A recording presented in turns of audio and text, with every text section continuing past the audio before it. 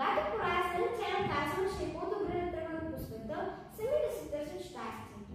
Първо тръгнал най-голямото прасенце да е брашчо и като бъркал пътя видял купа сено, от която решил да си построи къщичка. Когато къщичката била готова, случило се да мине наблизо един вълк. Видял той къщичката, отишъл прасенцето вътре, чакал на това. Прасенце, прасенце, пусни ме да вляза, пусни ме да вляза. Не, и върха на зурничката ми няма да спиш. Тогава ще пухтя и ще рухтя, докато съборя къщичката ти. И наистина се пухтява, задуха. Сламената къщичка се разпърчава. Прасенцето обаче успял да избяга и да се скрие. Второто прасенце на име Дупчо също започнало да се крие с материали, за да се построи къщичка. Намирало една кучилка от дърва и клони и си построило дървена къщичка. Братче, Грубчо, трябва да се махаме от тук.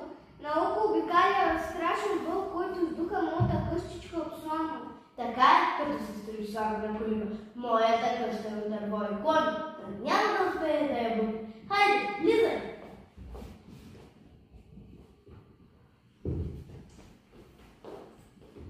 Прасенце, прасенце, пусни ме да вляза, пусни ме да вляза.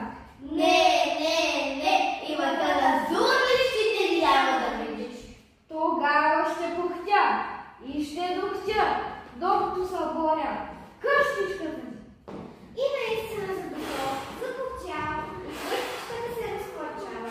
Вълкът гони прасенцата, а те бягали и успели да се скрият. Всеки прасенце на име Топчо, както се вървял, забелязал на пътя, пук-тухли и си построил хубава здрава къщичка. Братче, Топчо, бягай от тук! Страшният вълк ни издуха къщичките и сега иска да ни изяде. Моята къща е здрава. Сигурен съм, че вълкът няма да издуха. Хайде, влизайте.